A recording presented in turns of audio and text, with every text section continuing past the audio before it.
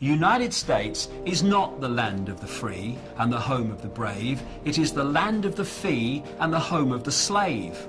And more and more Americans are waking up to that fact, and hallelujah to that, because only if they do so and then act upon their new perception will they truly have any chance of living in a land that is anyway associated with freedom, and a land that makes a contribution to peace in the world, not a contribution to more and more slaughter, more and more conflict, and therefore more and more acquisition of people and land. The world is headed towards a society, a global society, very much along the lines that was described by George Orwell in his book 1984.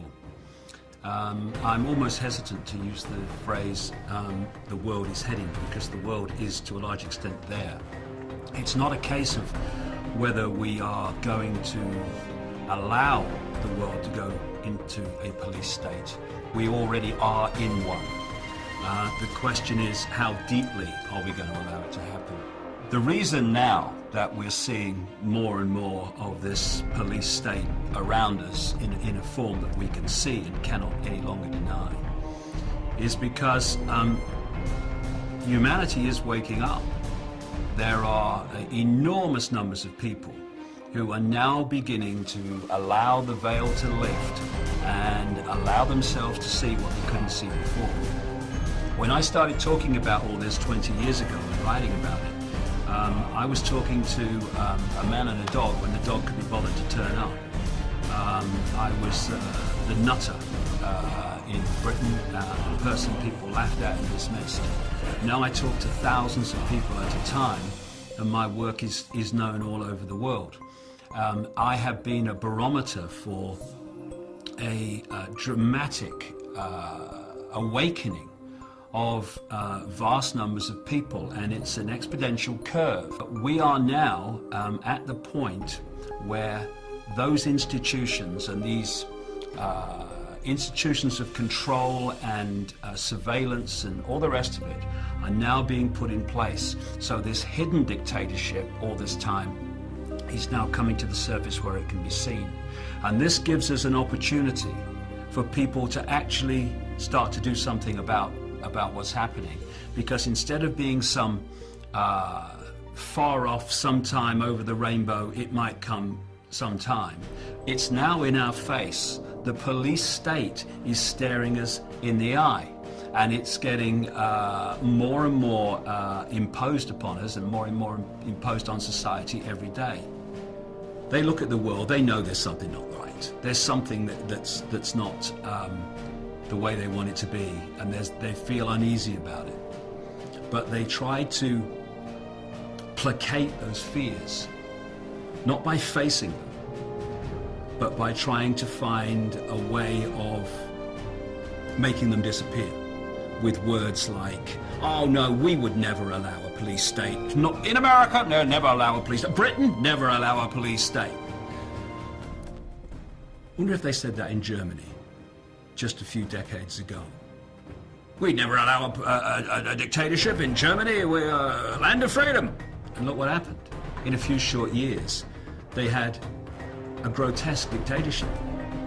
And that's how fast it can come. From the Weimar Republic to the Nazi dictatorship in Germany by Hitler and company was a few years, not even a few decades. And the greatest weapon of any dictator is to divert attention from the people. So they're looking the other way and allowing the dictatorship to be built and imposed and all the infrastructure put in place. So by the time they absolutely have to face reality, it's all there, it's all done. I'm sick of this, and I'll tell you why I'm sick of it, because while these pathetic, naive people, despite all the evidence before them, are looking the other way, oh no, it's just paranoia. While they're doing that, They are allowing these people to impose their will on my children and my life, and I'm not having it. And if people would just engage a few more brain cells, open the eyes and look, they will see the scale of fascism, no other word for it, that we are being subjected to today.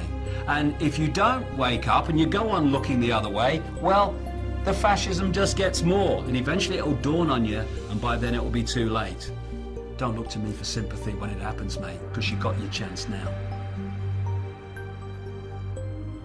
So, are we going to make a stand now and draw a line in the sand and say here and no further? In fact, we're going to roll this back? Or are we going to wait until it's got really, really extreme, by which time there'll be so much infrastructure in place that drawing a line in the sand will be a serious challenge?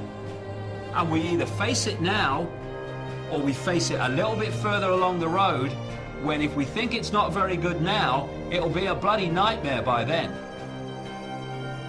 It's time to lift the arse off the sofa and bring an end to this nonsense, because otherwise we're just building our own prison cell or sitting around while someone does it. Is that sensible? I think not. I'm sorry that I'm struggling to find words, because words fail me. The idea that governments, with their record, have the interests of the people at heart. Anyone who believes that is basically a lost cause in terms of understanding what's happening in the world. And I'll just leave them to get on with it. And when the knock comes on their door,